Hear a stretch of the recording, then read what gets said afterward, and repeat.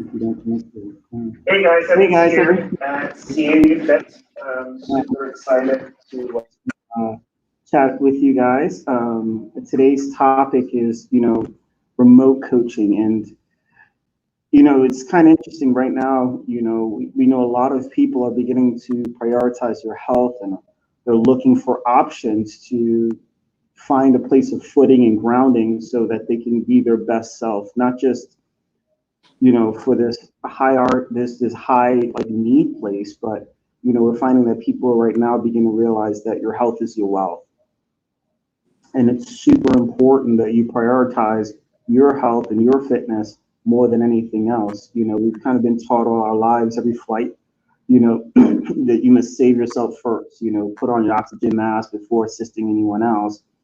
And if you want to protect your emotional health and you want to and well-being and vitality, of those who look up to you, so you can take care of them, you must first strengthen yourself. And we're seeing that people are looking for options today on how do I find solutions to take care of myself. And there's just a lot of confusion. There's a lot of ambiguity and stuff in the marketplace today. And so what we're gonna do is just define some terms and talk a little about what is the solution? What's the name of this thing? What do you call it? And how do you use it? And what should you use and what should you not use? So I have my special guest speakers on with me, Katie, our transformation coach in Milford, and Alyssa, our office manager in both locations with me today. So ladies, you want to say hello and kind of go from there? Hello. Hey, everyone. That's awesome. So first thing we do is let's define some terms. Let's define some terms. We're hearing some things out there like an internet trainer, online trainer, remote coaching, remote training. What is it? Who is it for? And what's going on? So the first terms like the internet trainer, the online trainer, the virtual trainer, those are not new. Those are terms that's been used for actually probably about a decade now. You've had these internet trainers and online trainers.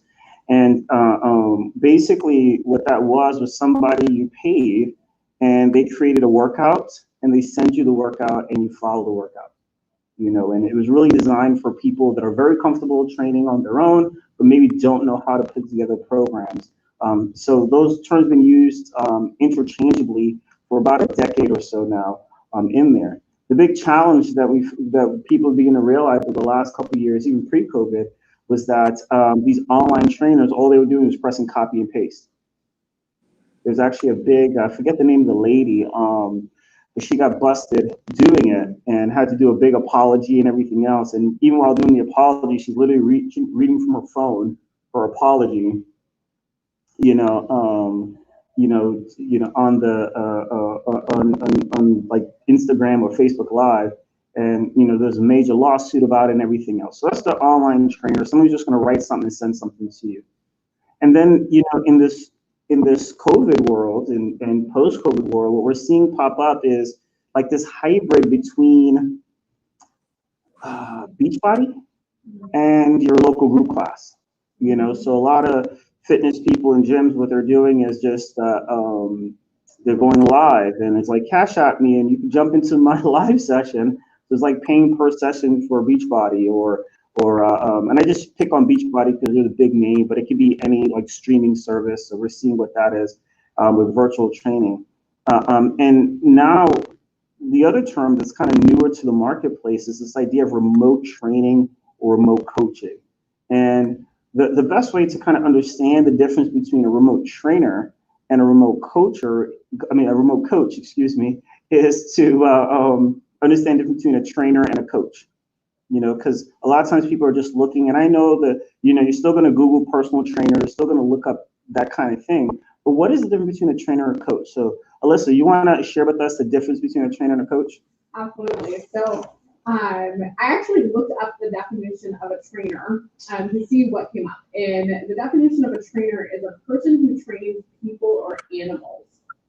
So that automatically makes you think like, oh, good boy, good girl, like pick things up, you did a good job, you put it down. They're cheerleaders and someone who counts reps and just tells you what to do. Versus a coach, takes a lot of things into consideration. So they actually take in your capacity, different challenges you may be going through, maybe things that are going on in your life, like changing jobs or, this whole thing with COVID-19. We have different stressors now. And they also help you reset expectations and goals to serve you during whatever you're going through. So they're going to help you reset expectations during this time versus just being like, yeah, join my boot camp for 21 days and lose 20 pounds. That's just not realistic during this time. So coaches really help people figure out how to lead people to an outcome. So that's the big difference between the two. Awesome. And a lot of us, we've been familiar with this idea of coaching, right? There's business coaches, there's all kinds of coaches in multiple different realms that people may pursue of. So what remote coaching is, as it relates to your fitness, it's a personalized and progressive fitness program applied both in functional and non-functional settings where there's one-on-one relationship between the coach and the client. So you have a relationship with your coach and they're able to help you progressively move towards your fitness goal. Really, really important. So you're going to see me talking about coaches, and it's kind of awesome that Katie's our transformation coach, not just a trainer, because it's not we're not training dogs. And a coach can train, though, just to be clear, a coach can train you how to do a squat. There's some functional things you have to learn how to do in order to move well. But then after that, it's how do I build this into my life? How do I create capacity to really live life, the way I want to? So let's talk a little bit about what to look for in a coach, So, looking into coaching now or, and you're going to be Googling and you may Google all those words that we talked about earlier. And now, you realize, okay, I need one. What do I look for? So, Katie, what are some things we look for or you recommend looking for in a coach? Yeah, I'd say a big one is a certification. Correct me if I'm wrong, Evans, but I don't think a lot of group fitness things require a trainer to have a national certification. So when you're looking at a personal trainer, finding someone who is certified. Can you hear me okay? Okay. Finding someone who's certified is definitely a main concern. And then from there, I would look at who have they worked with? Have they worked with people like you? Have they trained someone that might have the same chronic injuries that you have, that might that is similar to you and the goals that you're looking for? And a way that you might find that is looking at reviews. Reviews for them. Outside of that, I would, set who's when you're looking at who they're working with, are they setting realistic goals? So, you usually know a snake oil salesman when you see one. Are they saying that you're going to build all of this muscle mass at home with no weights in 30 days? Are they saying you're going to lose 20 pounds in 30 days?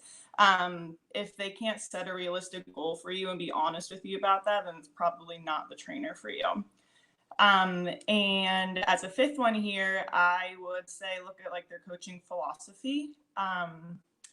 So, we can look at cheerleading, we can look at drill sergeants, but at the end of the day, what is their philosophy around coaching and does it fit within your lifestyle?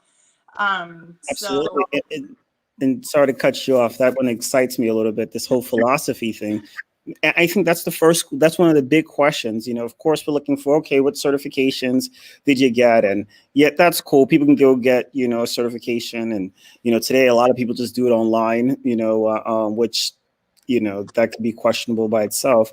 But what is your philosophy? If someone's saying, hey, I'm going to get you fit in 21 days, they're actually telling you what their philosophy is, which their philosophy is crash dieting. Unsustainable programming. So all those kind of things are things that we should look for when we look at philosophy. So sorry, cut you off, but I got excited about that one there. No, that's okay. I love it. I welcome it. Keep going. Someone who's living the lifestyle, right? So someone who's taking fitness seriously as well, and who can kind of guide you through the pieces. So if you are looking at a trainer and they don't seem like they're eating the right things, they don't seem like they're working out very regularly, you want someone who has lived it as well and can guide you because they do it as well. Hey, Teresa. And I think there's one more that I would look for. It's someone who, and this is actually a super important one, someone who's doing assessments. So, I mean, they are assessing movement patterns. So like we do an FMS screen. Should you be putting a bar on your back and squatting? Should you be doing lunges? So someone who's assessing and then reassessing regularly. That could also be like your weight with the body composition. Because like we talked about, they're setting those realistic goals for you. And then we need to see how you're progressing. So it's difficult to know if you're working towards those realistic goals you've set together if you're not doing the assessment piece. Awesome. And I have a quick question with that. Like, so even in this remote world, we should still be looking for assessments? Absolutely. I mean, we can do an FMS screen remotely and still look at how you move and then design programming for you. We can look at sending measurements to see how your body composition is changing. So just because we're remote doesn't mean that you stop doing assessments. Absolutely. And personally, I think that that's one of the most important things when starting a program. Before you start a program, you need to assess. You know, that minimizes risk. I love it. You know, it's like, give me $15 and jump into my workout. That's like a recipe for injury. Because, you know, now you got me doing these burpees and high jumps and blow my knee out. But an assessment would show that I shouldn't be doing those kind of things, you know, so really, really powerful. So, you know, as people are identifying like, okay, this is what I should be looking for in a coach. And I found somebody who has the credentials I'm looking for. They're used to working with people like me. They have phenomenal reviews, and you know, you can go to Facebook today, you can go to Google and see what people's reviews are. And to me, I think reviews is like one of the top ways to like purchase.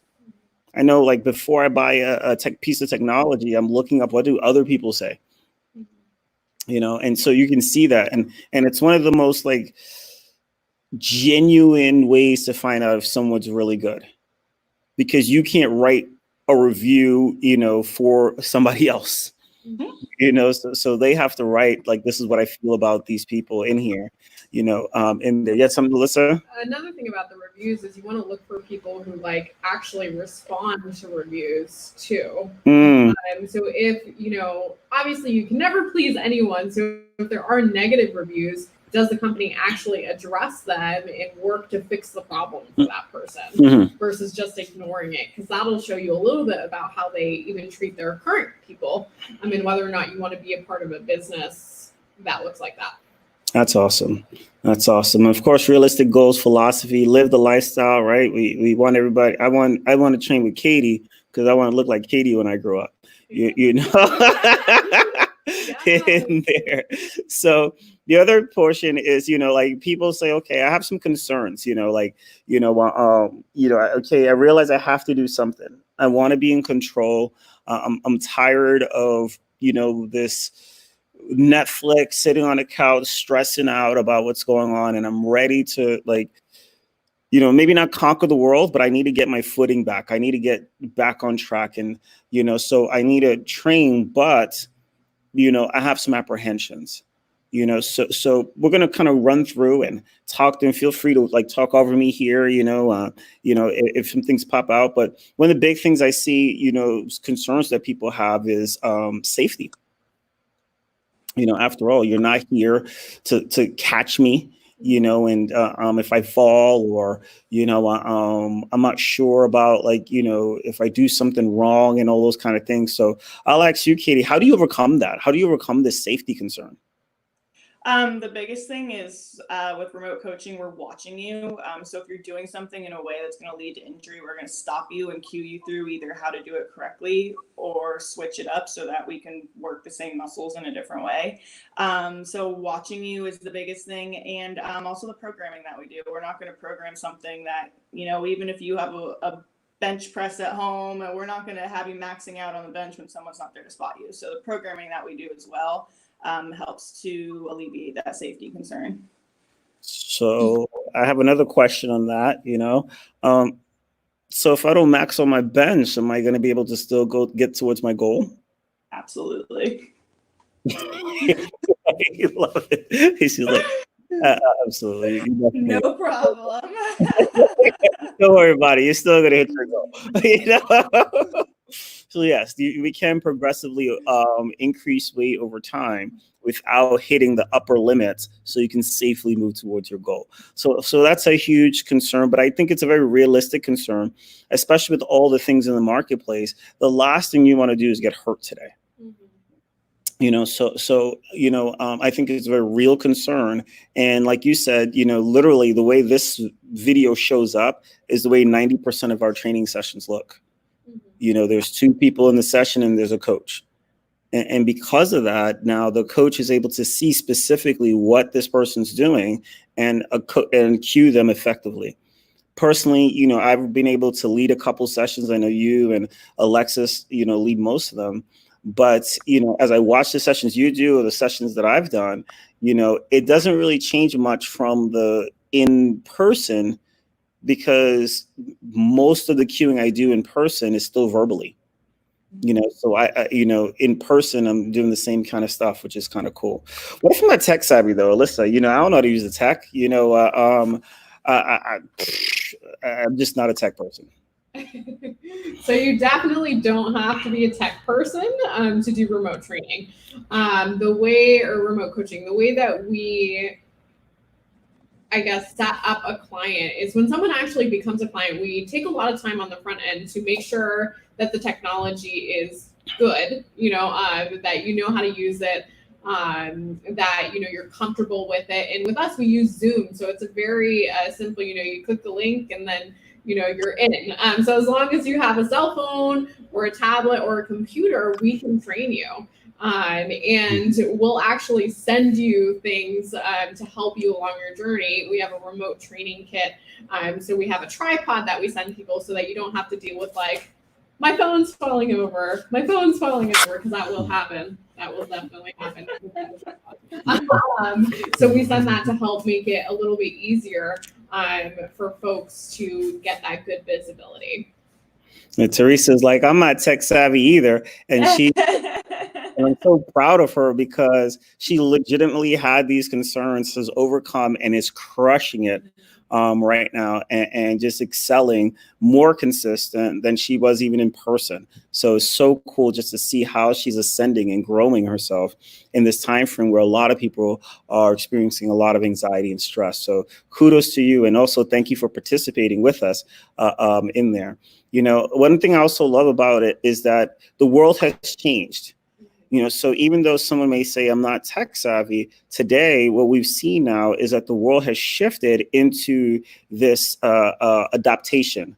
So to kind of run through this so everybody's on the same page, you know, if we think about it, you know, the market typically goes through this phase of early, you know, you have those people who adapt to things very, very early.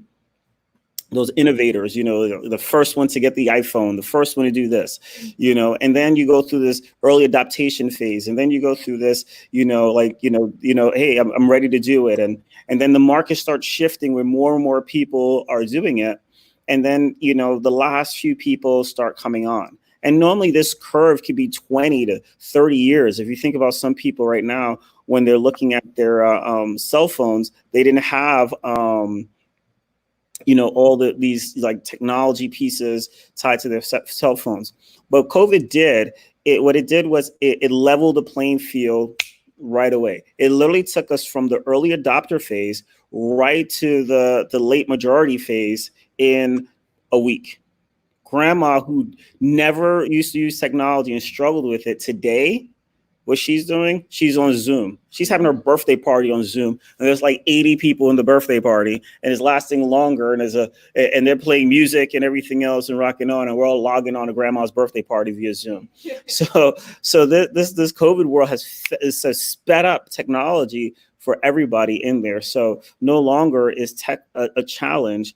You know, and Zoom was on the front end, and now every other platform out there is trying to catch up to create this, you know, in-home experience. We were actually talking with, you know, one of our staff members, and just, you know, we love to talk about like what's going on in your world. And they're like, we're actually closer to my family now than we were pre-COVID, just because even though we're not physically in person, we're making it a point to have those touches.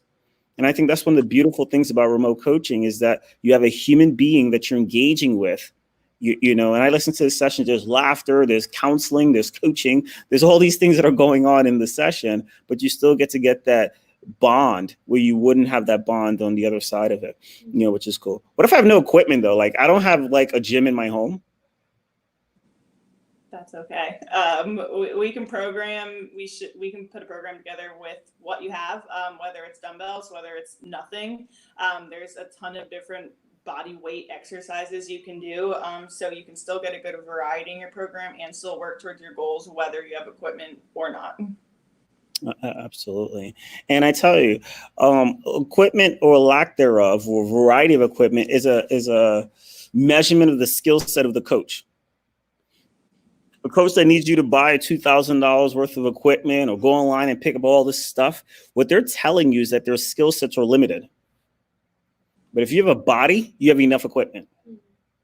And we can program and coach you with your body to help you meet your goals, you know, which is really cool. You know, so it's really, really important that that we have those pieces, you know, in place. But what if I don't have any space? Like I know I you can do some stuff with me, but you know I only got like a small room. I don't have a lot of space. You know, I don't know if there's a lot of people in my house. There's little people in my house, or my house is not that big. You know, I don't really have a lot of space. If you have enough room to get up and get down, then you have enough room. If you have stuff in the room, like a chair or a table, we can even use that in your workout. So as long as you have an area pretty much that you can lay down on the floor and you can stand up, you're good. If there's people around, maybe you're doing a workout, we'll encourage them to do a workout. So I don't think it's bad if there's people around. So really space is a non-issue. We can make it work. You can let us know if you have a limited space, and we won't program things that you are doing 10 yards back and forth. We can program for the space that you have. Yeah, absolutely. You think about it, you know, based on the camera, we only can see but so much space at one time. So you don't really need a lot of space to train. And we've seen people train, I mean, like almost a closet, and they're training in that space and still getting, you know, phenomenal results all the time. And I love the idea you talked about if there's people in the background.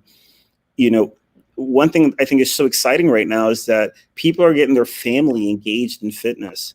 You know, today we had a lady on, and I don't know what her husband was doing, but he was involved. You know, you know, I was like, that is so cool. You know, so it really causes this. You know, Chris Nash, she says also so true. You have a small area and a mat, and Alexis gets me up and gets a workout and a good sweat. So it's so amazing that, you know, people from all over are able to use these principles and get, you know, phenomenal results without a ton of space. You know, so the last piece though is time. You know, honestly, right now, for a lot of people who are still working, and especially, you know, those leaders and professionals in the marketplace, they're working more hours. You know, we went on a research project that we're still on, learning what's going on in the mindset of the leaders today in the marketplace. And what we're seeing is that all the professionals are working more hours. I was on a board meeting at the chamber earlier today, and, you know, the chamber members, you know, we were talking about how, you know, these people are doing more and more hours. And so if I have no time, you know, how am I going to fit in an hour and a half, or however long of a workout that I can get in if I have no time? The super cool thing is remote training honestly takes less time than it does to come in for a training session. You don't have a commute time. I have a session in a couple minutes with a lady who literally logs on from her office. So you can do it anywhere. So you don't even have to drive home first. And we do 30-minute sessions. So if you can find a 30-minute block, whether it's your lunch break, whether it's while someone's cooking dinner and you have 30 minutes right there, you can get in a really great workout in 30 minutes and then you're done. You don't have to drive to the gym. Your shower is like 2 minutes away down the hallway. So it really, if you can make 30 minutes for yourself, then you have the time. Yeah. And I'd even say, I love this here. Teresa says, thank you for taking the time to explain these real thoughts I know I was having, and workouts have been kicking my butt. And I'm seeing that you don't need anything. So she's a great testament to you don't really need a lot of things in there. But you're absolutely right. You said if you can take the time, but I think right now it's more important now than ever that you make time for you. There are people that are depending on you to be strong right now and to be sane in this insane world, to feel, safe and secure, and they need you. So it's more important now, like, the common adage that's now developing during this time frame is health is wealth, and getting fit and being healthy and feeling good in your skin is not even about like, I want to be sexy in a bikini, but it's about, I want to be strong to take care of my family and I want to be available. And we know when you're tired and you're fatigued, you're not available in there. So, a couple of things I'm going to talk about really quick. And I know Katie may have to jump out in a moment because she has a coaching session. But we're going to just talk about the 5 tips to help you become successful, to have a successful coaching session. And this is, whether you're with us or anywhere, we just want to give you guys tools to be successful, along the way. Chris Narth says, before you move forward, you do need to make that time. It is a priority. It's a need today. It's not just a desire, which is really awesome. So, so what are some tips? The first tip I would say is good lighting. You don't have to have like spotlights or anything like that in there. What you just need though is some good lighting. So you don't want to be in like the darkest part of your room. I always, recommend is don't wear either your background should be lighter, like Alyssa's background, or your clothes should be lighter, like my clothes, and what this does allows us to see you a little bit better, so your coach can see you better. If they can like see you, they can see how you're moving and what's going on, through there. Another tip is a tripod. We invested. So for all of our clients, you don't have to worry about this at all, but we want to empower people, today, so you can buy a tripod. You can literally put your phone in there, or you can get the tripod attachment and put your iPad in there. But this will stabilize your phone or your iPad so you can change the different angles and be able to see your or not even as much as see your coach, but allow your coach to see you. So many times we may say, hey, I need you to lower that angle so I can see your feet, or I need you to raise that angle so I can see that. So if you don't have a tripod, it's something that will add a lot of value to you, because like people like us, we use Zoom. You can actually use your laptop. A lot of people have found the stability from the laptop because just moving the angle, you can see, everything there. So that's something that you can use as far as tools, a tripod in there. We talked a little bit about, like if a tip is having enough space, what does enough space look like? Oh. Yeah, go ahead, Alyssa. What's enough space? Awesome. So enough space literally is like, okay, how tall are you? Let's have a long, as tall as you are, and then maybe 3 feet wide, and you're good. Or even a square area. Mm-hmm. The cool thing about remote coaching, though, is that, as Katie mentioned earlier, no matter what space constraints you have, we can, program around that. So enough space, hey, we got a closet, we can make it work. Legit. You just got to be able to get into the closet. Yeah. So another big thing that, we like to say is, to turn up the volume, so if you have something going on, like on your phone or your laptop, or we want to make sure we can hear you. So we recommend turning that volume up, because as you turn up the volume, you can, we can hear if you say, hey, XYZ, or you want to be able to hear us more than anything else, so turn up the volume. And in addition to that, we say turn off the volume, meaning, if you have music on the background, not that you can't have music when you're training, but you may want to keep it a little bit lighter, in the background so you can hear us. Or if you have the TV going on, turn it off. You don't need the TV. You need to be hearing us coach you and lead you through your coaching session. So controlling that background noise is critical in there. And the last thing we want to leave you with, which is a huge tip when it comes to remote coaching, is just to be flexible. you know. And the reason why is that we know this is new. This is new for you. This is new experience. And honestly, I think this is not going away. We already have people, we literally signed up a new client yesterday, and he was like, I only want to do this. You know, commuting back and forth doesn't work with my schedule. You know, I live in Middletown. You guys are in Dover and in Milford. It just won't work. So, you know, he committed for 6 months. He said, after 6 months, I'm probably going to do another 6 months or a year. I really enjoy it. But what I like about it the most is that I can do it during my lunchtime, because he knows he doesn't have the time to run back and forth to a studio. So remote coaching is here to stay. But but you have to be flexible with yourself to understand that, okay, you're gonna have to learn some new things. You have to be patient with yourself that, hey, the first time you do, your internet may go out. As a business, we already have policies in place to support people through that. So if someone starts a session or someone's internet's not working, or, you know, whatever else, or, you know, their Zoom link is messed up, that's no problem. We just reschedule the session for another time, penalty free. We want to support people today. Our commitment is very sure in who we are serving and how we're going to serve them, become their best self today. And that's what we're about. So, you know, ensuring that you have that, you know, support in place is critical. But I just say, give yourself some space, give yourself like room to grow through this and learn this as you're evolving into the person that can be around to take care of the things that are really, really important to you.